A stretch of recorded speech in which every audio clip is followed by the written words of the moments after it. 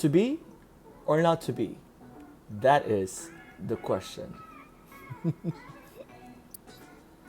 Hi everybody and welcome back. Now my friends, as you may have guessed, this video is for my MET students who are about to take the board exam for teachers. And our topic for today is William Shakespeare, particularly his play Hamlet.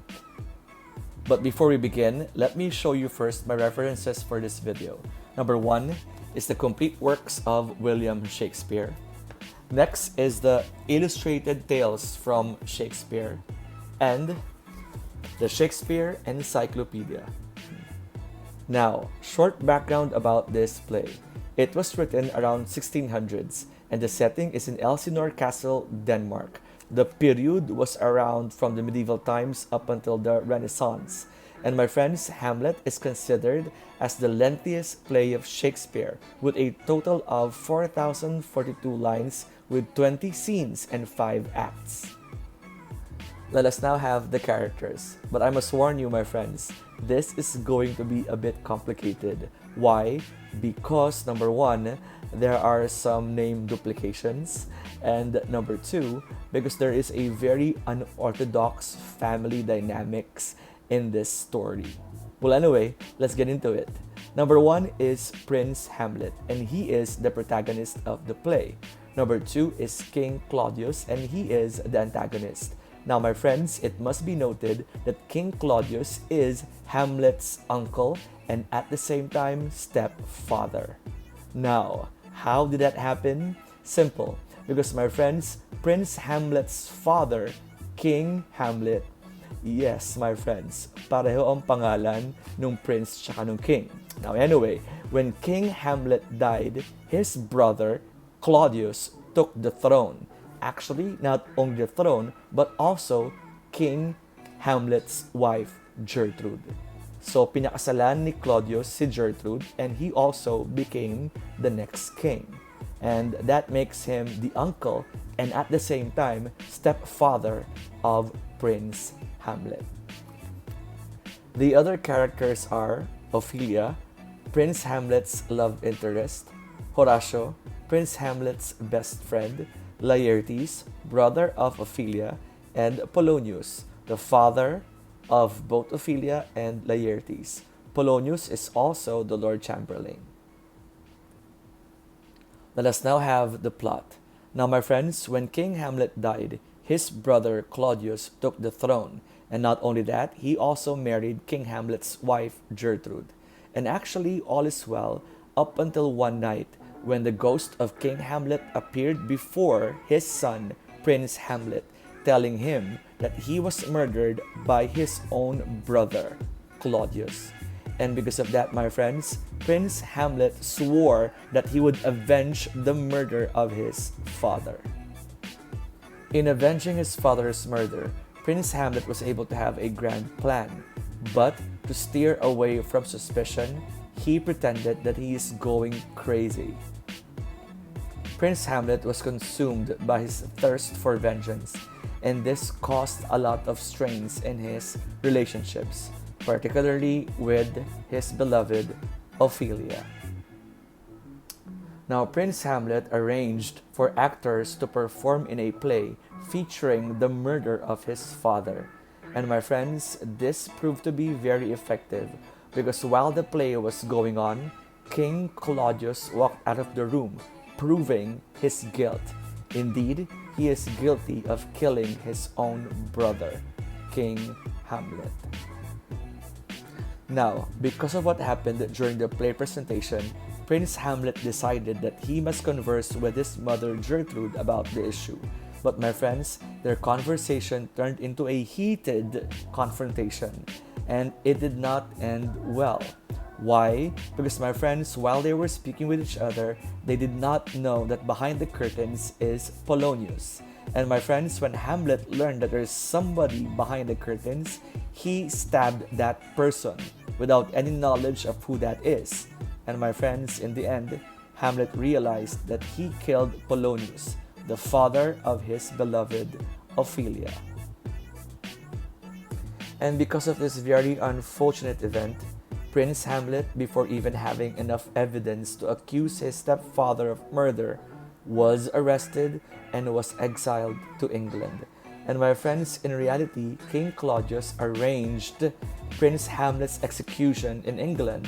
But fortunately, Prince Hamlet was able to escape and he went back to Denmark. And my friends, upon the return of Prince Hamlet to Denmark, he was informed that Ophelia was driven mad because of grief, and subsequently she died of drowning. And my friends, Laertes, the brother of Ophelia and son of Polonius, swore that he would avenge the deaths of his sister and his father. And because of that, he connived with Claudius in putting up a plan on how to kill Prince Hamlet.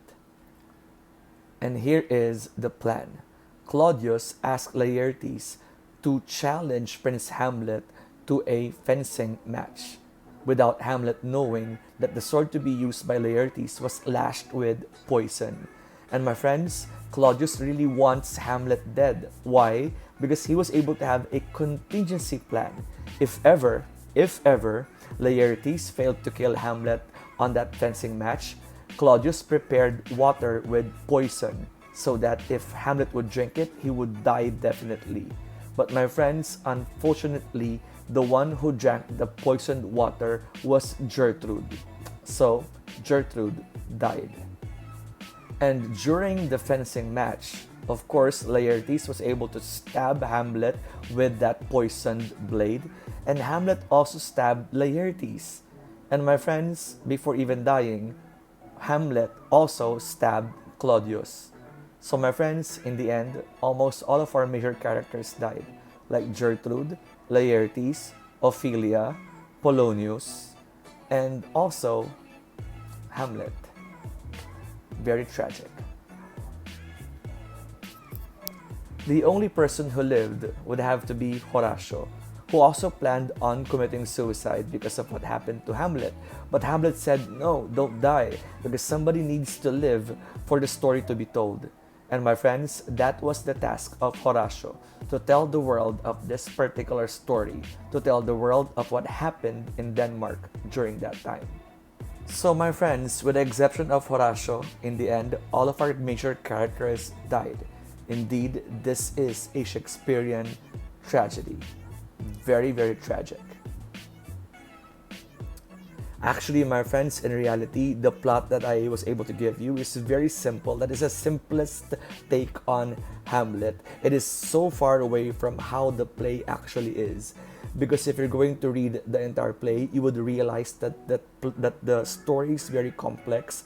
It deals with a lot of issues like suicide, like vengeance, like deceit, like murder, a lot of things. It is very rich with good ideas.